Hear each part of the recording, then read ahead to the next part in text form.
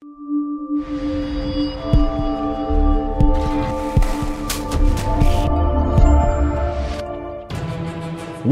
to the Social Propertypreneur Podcast. And here is your host, social media queen, property investor, and entrepreneur, Laura Muse.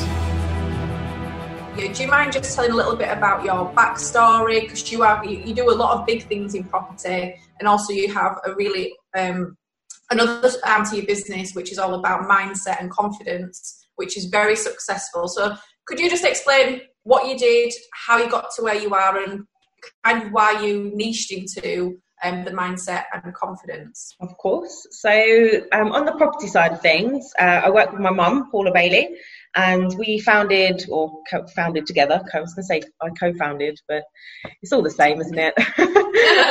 With my mum, Bailey Enterprises. And we knew from the beginning that we wanted to do the bigger stuff, so like commercial to residential conversions or new builds, because we wanted to not just buy a house here and a house there. We just thought, well, why not just go balls deep and do the big stuff? But part of the reason for that was to create community, because we want to like bring back that sense of unity and belonging where people get to know their neighbours, they know who's living next door, they feel safe and comfortable, and like create that community. And that's where the Better Together message came from. So that's actually partly come from my nan passing away, and that was 2016. So when she passed away, we were all in the hospital there. She had four children and me, and she wasn't there alone. And she'd had terminal lung cancer for quite a while, and all of her neighbours would be in and out of her house looking after her, like if her kids couldn't get down and things like that. And that to me was just like, well, to Mum and I, really beautiful, because that's what community is about, looking after each other. And that's the kind of thing that we felt we wanted to create when we discovered that we could go and build houses, basically. So Mum's always been interested in property, and she actually dragged me along to Progressive's Asopi. Honestly, I had zero interest, because I'd moved to Mallorca in 2011 and did the Magaluf party scene for 4 years, and then realised some stories there. I don't know if that's accurate. That's a whole podcast episode. But it taught me a lot, like, independence, how to get on with people, work your way around, be confident in any situation. But after a while, I realised that life wasn't serving me, and I wanted to make people feel good, not give them a hangover, which was a massive change. So I went and retrained as a personal trainer, and had to go through that kind of transition of Magaluf party girl to you're a PT now. So I was getting judged from every angle for wanting to better my life. So I can completely relate to people who are new to property, who are not quite getting that level of support from friends and family, because they don't understand, why would you go and change? Why would you want to go and do something different? So through that period, because that wasn't, paying the bills enough. I mean, I was running a boxing gym, which was fantastic, because it meant I got to look at lots of fit men. That wasn't the only reason I did it. But I also had to work 2 other jobs to make enough money.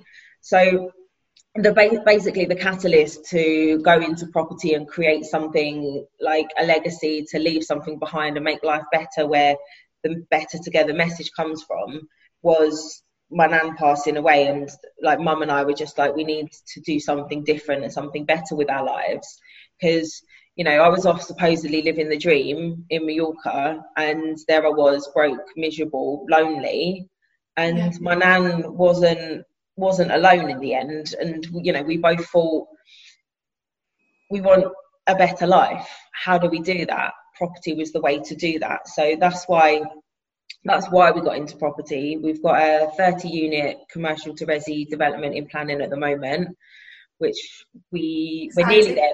Yeah, it's really, really exciting. We're really nearly there with it, and hopefully, well, not hopefully, when the planning's granted, which it will be, I'm really looking forward to sharing more about that side of it as well, because there's a lot that goes into it, but it's a really exciting project because it lends itself really well to the whole community aspect. But I'll save that for when we've got planning and we can share it. But then the confidence and mindset side of things, and that came from speaking to more and more people in property, entrepreneurs, and them being worried about putting themselves out there, which is exactly how I felt in the beginning of our property journey. And also when I'd transitioned from party girl to PT, it's that kind of fear of judgment, not having that total belief in what you're doing. So now being able to help people like unleash that confidence that's within them, it's like you've got all of that training, you've got all of the knowledge, but unless you go out and actually implement, you're not gonna get the results you want. So you need to have that confidence that everyone's got it in them. It's just about teasing it out and having the capacity and the want and the desire to go and make those changes. So that's where mindset's so important, because it's tough.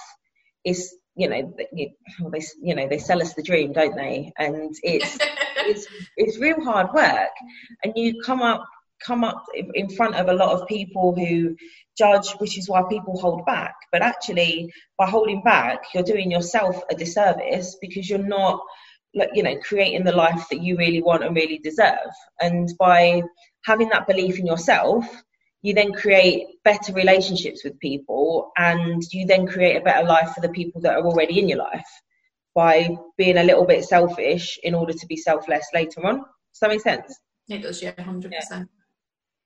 Yeah, so that I absolutely love that, and seeing the results from people is just phenomenal. So tell me a little bit about what you offer people in regards to you obviously do confidence masterclasses, seminars, you've got supportive groups. You've also got your podcast, which is behind you as well. Can you tell me a little bit more about that, and how people can get involved, what they can expect, why they should come along if they've got certain issues, what them issues potentially might be? Yeah. So we do, well, at the moment, we don't do that. Well, not at the moment. We don't do the in-person stuff at the moment, but we will be going back to that as soon as we're allowed. But I do online, web classes and things like that at the moment in place of, day events that we just started doing.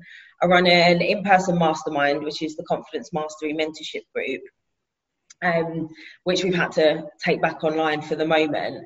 But we have, it's basically run through Facebook and WhatsApp and Zoom. So thank goodness for technology. And in it's the Confidence Mastery Mentorship Group. There's like weekly videos, there's accountability, so making sure people are working on their health, wealth and happiness. And that's what I call the triangle of life. So rather than getting lost in the Bermuda Triangle, you create your own triangle and find yourself. And it's all about, building the house on the foundations that you dig in the same way as property. If you just stuck a house up, it would fall apart. So we look into what are the issues, where do they come from, why is there that fear of judgment? Because people are going to judge you anyway, so you might as well be happy. And working on those three areas are the things that are all interlinked. So every single one of my clients must exercise. That is key. It's vital, not just for physical health, but for mental health. And then looking at how you can, make more money. What does wealth mean to you? And because it's not just about cash in the bank, it's about the whole lifestyle. And then happy, everyone deserves to be happy. I went through this period of time where I wasn't I wasn't doing enough happy stuff. So I colour code my diary with the health, wealth and happiness. So blue, green and yellow. And I looked at my diary and I was like, shit, where's my happy? There was no yellow in my diary. What's going on? So I was like, right, let me rearrange this. Stuck a load of yellow stuff in. And lo and behold, I started making more money. And therefore I was then even happier because of the things that I could do with the money. So that's why it's all interlinked. And then obviously the healthier you are, the more mental clarity you've got and the more focused you can be. So that's why we work in that way. So if anybody does want to know any more about how they can get involved in that, that's obviously just feel free to get in touch. We can on the podcast, I'll put all your links in the show notes and everything so people can contact you. Thank you. And yeah, the podcast, Confidence Mastery, Unlock Your Life. We've got loads of different episodes on things like building resilience. The first episode, 7 Steps to Self-Confidence, and why consistency is important. It's like, you know, you can't just, not that we can go to the gym at the moment, but you don't go to the gym once and get strong. You don't eat one salad and get thin. You don't eat one McDonald's and get fat. It's the compound effect. So it's all about being consistent and making sure you're getting your ass kicked. And you know, you're pretty good at that. Yeah. But look, for you, it worked, didn't it? Yeah, it did. Yeah. So I'm part of, so people who don't know, Natalie runs a Better Together fitness group, which I've been a part of since January this year. And up until lockdown, I don't think I achieved any of my goals. And I think I was fined that many times, I've probably forgotten. But but since lockdown, if I'm being really honest with you, if it wasn't for that group, like basically not forcing me to get out of bed, but seeing everyone else doing so well, my mindset would have massively suffered. And it's only been since lockdown I've actually realised how important exercise is in my routine for my mental sanity, should I say. But yeah. So yeah, that's what we're laughing at. You did really, really well last month, and you should be proud of yourself for that. And I think actually, like, one good thing that has come out of lockdown is that people are seeing the benefits of exercise, not just for the way they look. And obviously, you know, you look good, you feel good, and all of that. But, you know, for the mental health benefits, you know, exercise is prescribed for depression, for goodness sake. Like, it's really important. It releases the endorphins, you get that dopamine hit. It's all about, it's not necessarily about how strong you are. It just makes you feel better. And having that as part of your routine, especially when, you know, the world's gone to shit, oh, yeah.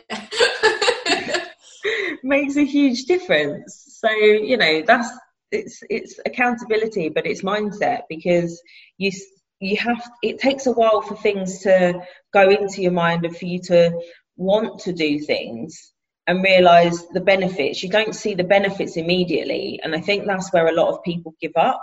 Yeah. It's the same with the confidence coaching and the mindset stuff I do. Some people, they're like, oh, this isn't working. It's like, you've been doing it a week. Like, you need to give it some time. That's why I work with people on a 6 or 12 month basis, because you're not going to see results immediately. You have to be consistent, and, you know, you'll reap the rewards and the benefits later on, rather than bam, day one. So obviously you started in property. Was there a catalyst or a situation or something that twigged and you thought, actually, I'm going to start working and build this new business, which is obviously what you're doing as alongside your property? Because property was the thing you started off in. Was it you being surrounded with people and seeing a bit of a gap and something that you were passionate about helping? Is that kind of how that started? Or yeah, that's basically it. So when I was being a PT, when I was a PT, I'm still qualified, by the way. I did the 2 stages above, so about obesity and diabetes, obesity management and life coaching. So when I was a PT, I was coaching people then. It wasn't just about exercise. And I felt that, you know, we were looking for property deals and we were doing things, but for me, there wasn't there was something missing. There was like, so how am I helping people here? I couldn't put the two together then. And it was like, right, so what am I good at? I'm good at helping people. I'm confident. I can help people with that. I can help them get over their limiting beliefs. So why am I not doing that? So I did it. Did your mum do that with you, or is that just you solely on your own? That's me on my own. But mum is she's involved. I speak to her every day about property, and we talk about content, and we've done, when we do lives together, like, that's really nice. And I think I've helped her in one way, because she was in the corporate world for, I don't know, I'm not going to give my mum's age away, a while. She had to go through that transition as well, from employee to business owner, whereas for me, I'd fucked off out the country in 2011. I'd been my own, I'd lived my own way for that long, that for me going into something else wasn't something new. And so we've helped each other through that. And she actually did my first 8-week program, which was really nice to have her on board. And so getting the feedback, like, proper from good feedback. No, but she loved it. And she's got a lot of skills that we're looking at. How can we hone them in terms of helping some of my clients with transitions? Because that side of things, she can help a lot more with, in terms of corporate to entrepreneur, because I've always had that in me. I've been unemployable forever. I just my husband James said exactly the same thing. I could never be employed. I'd last about a day. One job I had for 5 minutes. Makes you feel any better? I got sacked from a pot noodle factory. I mean, who got sacked from there? How? Yeah. What did you do? So, back in my university days, I never really had a job like in between uni. I was really fortunate. My mum kind of funded my entire education. But then one year she was like, actually, you're going to go to your own money. So I went. I think I lasted 2 nights. It was a night shift job, and I just fell asleep. Like, I fell asleep on the machine. All the pot noodles stacked up. And somebody was pressing the alarm. I was like, oh, what's going on? And it was my machine. They were like, yeah, I don't really think this is for you. And they, oh my God. Yeah, left. Wasn't for me. I'm not a night shift worker, so anyone that works nights, I completely take my hat off to them. Because it's not my forte. Oh, yeah. That's funny. Yeah, I've I never have I used to nap under my desk. That's how bad an employee I am. But working for myself, I'm really disciplined. I've got my routine, and having that structure has actually made me feel a lot freer. So I used to be this, I probably still am a bit of a wild child, and just thought that I will do what I want when I want. That's how it is. I don't need any help. Leave me to do what I want to do. And it wasn't until I realised that having the discipline and the control to do things and have a routine, it wasn't until I put that into action that I saw that actually control gives you freedom. And not the kind of lockdown control that we're in, but in terms of what you do. So whilst you can't control the external factors, you can't control the outside, you can control what you do. So having some structure, routine, what's going on. I plan the week on a Sunday, and having that allows me the freedom to go, right, so where can I put more happy in? So now my diary's got lots, there's been less yellow in it recently, but... Well, it brings me on quite nicely to mentors.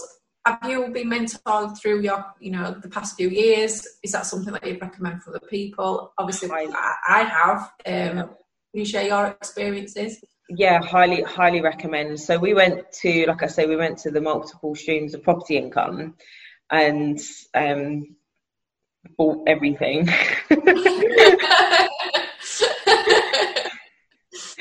I think we are Progressive's, one of their top clients anyway. So we did a few courses with Progressive, and that was really good. We did the VIP for a year, which is kind of the year we were like digging the foundations, really figuring out what do I want to do with my day, and spent quite a long time like really figuring it out. Yeah. And then we were invited to the Cayman Legacy, which they don't do anymore, but it was the top level mastermind. You go to the Cayman Islands with Rob and Mark, and you mastermind with other property and business people. But that year was in Dubai, so we went to Dubai for 3 weeks, and we were really lucky. We went for the whole lot. So normally they do 1 week for new people and 1 week for returners, but we got to be there for the whole thing, which was absolutely phenomenal for us, because we got the benefit of all of those people's knowledge and experience. And that was the thing that totally changed our lives. Now, we ummed and ahed and thought about it for a long time before we said yes, because of the level of investment. But if it wasn't for that, we wouldn't be doing this podcast. We wouldn't have the development. We wouldn't have the serviced accommodation business. I wouldn't have my podcast. Life would be totally different, and I don't know what we would be doing. But that changed the course of everything. And then we actually got to go to the Cayman Islands, the last one last year, which was even better because it was in Cayman and we love the Caribbean.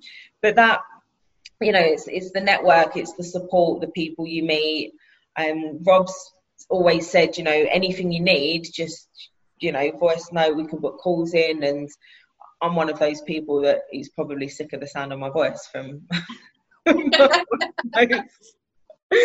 But I say to my clients, I'm like, use me. You've paid for me. You didn't pay for me to be your friend. You paid for me to be your mentor or coach. So ask your questions and use me. Even if you haven't got anything to ask, tell me how your day was.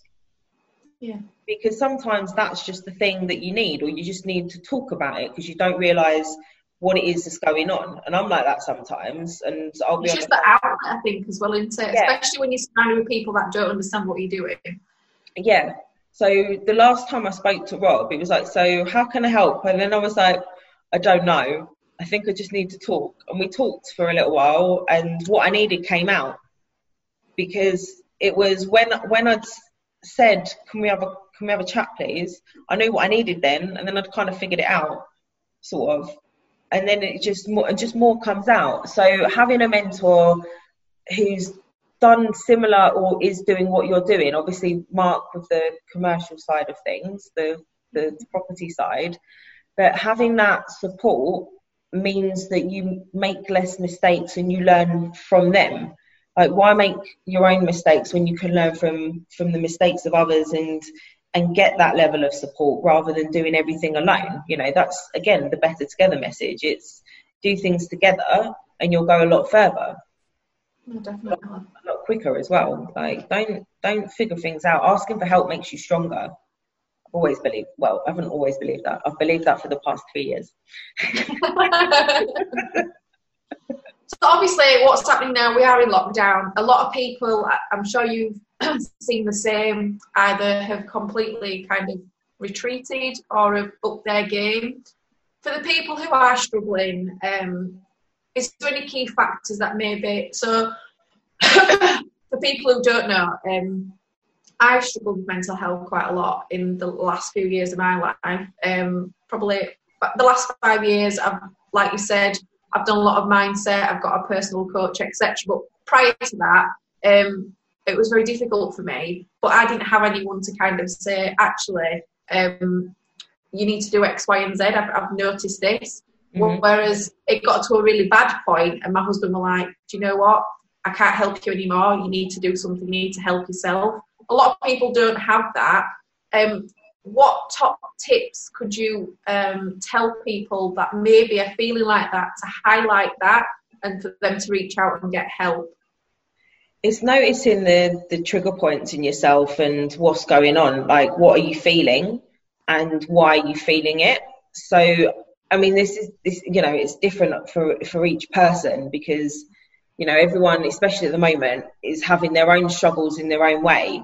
It's like, you know, some people are perfectly fine, they're off work, no issues going on. Other people are battling to save their businesses and things like that. So it's knowing why you're feeling what you're feeling, and then seeking out the help for that particular thing, and understanding and knowing that it's okay to feel these feelings, because you're a human being, and it doesn't mean that you're a failure or that you're weak or anything. It just means that you are having some feelings because of stuff that's going on that needs dealing with.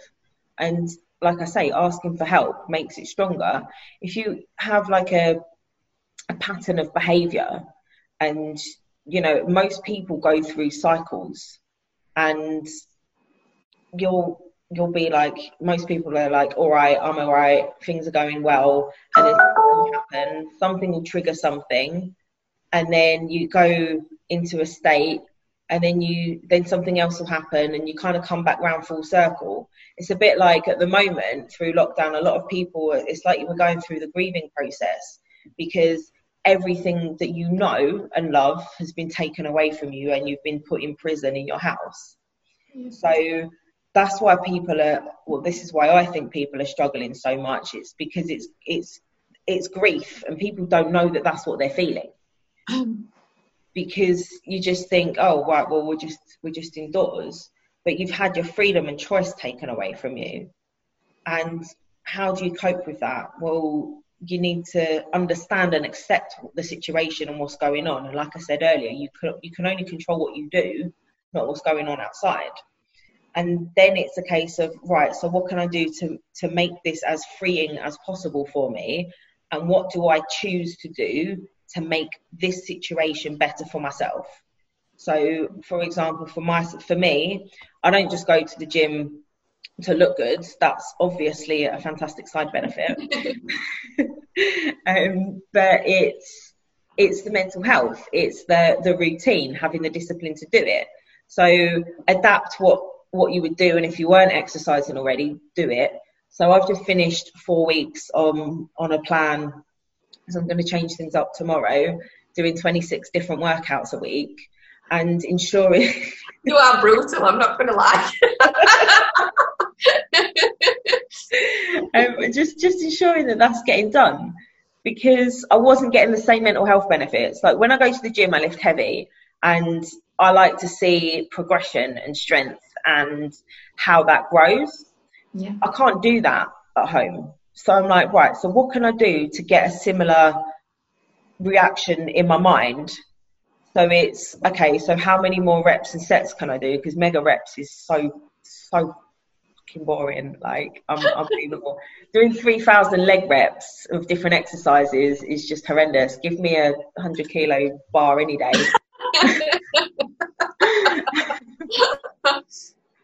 But putting that routine and making sure that you're right. So this is the point. This is the situation. I can't go to the gym. What can I do instead? So I added in some dance stuff as well, because I'm just pissing myself laughing because I can't. My coordination is shocking. Things like that. Things that make you laugh. And setting different goals and different targets of, okay, so what can I achieve this week? And being grateful for the fact that you can wake up every day, being grateful when the sun is out, being grateful that you can use technology to interact with each other. If this was 80 years ago, we'd be buggered. Like, oh, yes. You know, so things like that, and, you know, making new friends, new connections. Obviously, you can't go out in person. It's just adapting. So look for those things and think, what can I do instead that will help you with your mindset? And then remember that this is only temporary. You know, things will go back to some level of normal. I know this is the new normal at the moment, but whatever the new normal is, and however that turns out to be, because this is not forever. Everything is temporary. All of the shit feelings you feel are temporary, in the same way that the highs that you get, they're temporary, and then you come back down to your medium. Yeah. Hope that answers your question. It does. No, it does. What's next for you? Obviously, I know we're in lockdown at the moment. Yeah. But what exciting new things are you going to be doing? Or can't you tell me? Well, we were actually just about to launch the retreat for this September, but that can't. So that will be next year, because we will all be allowed to travel. Yeah. That will be next September. And I've wanted to do one of those since I was a PT. So that will be like 6 years in the making. So I'm really excited for that. We're obviously looking for more development sites. Yeah. And once this planning comes through and we've dealt with our bat issue. Oh no, not bats. The irony of it being that's the only thing, though we've just got to get some bat surveys done. And the reason that we're in lockdown for it being from a bat is not lost on me. But it's actually, the timing's actually working out like quite well for us on that. So obviously that's the next thing, is to build that out. Look for more development sites where we can have community space. I don't think there's going to be any sort of change with fuck social distancing. People need to see people. I think that's the wrong terminology as well. You know, it's physical distancing. It's not about not being social. It's just about physically staying that far apart. Mate, I could go on about that and my conspiracy theories for ages, so I won't go into that. We've got 3 additional podcast episodes from this one. But also looking to grow the SA portfolio. And I do think there'll be a massive demand for UK holidays. And once this is over, you know, whether commercial and domestic flights, whether people can get away or not at the moment, they'll be sick of the sight of their own house. They'll want to go and see somewhere else. So we will look to grow that over the next year for next summer. How have you coped with obviously what's going on? And because you've got quite a lot of SA units, haven't you? You've not just got like 1 or 2. Yeah, it's been tough. Yeah, it's been tough. You know, there's been cancellations from everywhere. The OTAs have been absolutely horrific, just issuing refunds. So in terms of that, and it's not been fun. The council haven't been very forthcoming. It's right. Taken us getting to the MP to get a response from the BOA, and all sorts. Yeah, it's been pretty rough. So that's why April was really very stressful. Yeah. And why I've made sure I've been going outside for a walk every day in May, which has actually made a difference. But we're also, like, me being me, I'm all or nothing, and I was like, right, okay, I want to take over York and just buy all of it. So we've got investors looking for buy-to-lets, and obviously there's the uni that's expanding, and you know, deal packaging those as well. So, you know, looking to help other people make money through property up in York, as well as more commercial developments, and then just growing the Confidence Mastery Mentorship and that group, and get global and make sure my face is everywhere helping people. Amazing. Excited. Yeah. Just need lockdown to lift. Yeah, so I can get out there in person. Because now I know what day of the week it is and what the date is, and I know what's going on. Glad you do. Well, do you know what? I'll be honest. In April, I did not have a clue what day it was. I was so focused on the SA business, trying to make things work, being there for my clients. My mum's doing like the majority of the work on the development. She absolutely loves that, which is great for her. And she's very good at it as well, which also helps. But I just days are rolling into another. And although I was obviously keeping on track with my training and everything was getting done, it was like, it's the end of April. I know. So on my whiteboard, I've got 1 to 31 and the day under it, and I'm crossing off every day, so I know what the date is. Good idea. I might have to start doing that one. But like you say, I know that we've been housebound, but do you know what? We've had the same discussion. It's just gone so quick. Yeah. And even now, I feel like there's just still not enough hours in the day to get everything done. No, it's time management's key, obviously, to anything, and the way you prioritise the work you do. So that's one of the other things that we do in the group, is look at your time management. What are you doing? What do you not need to be doing? What are the non-negotiable tasks? What's urgent? And then everything else, I mean, like, everything you do is important, but not all of it's urgent. And then everything else you do is just like a breezy bonus. Yeah. So it's just, you know. Maybe I should do that one. Yeah. Oh, if you come into the group. I am in the group, I think. No, you're not in my paid for. All right. Okay. I can teach you time management skills. Oh, there we go. We're sorted. Well, thank you so much for your time today. I really appreciate it.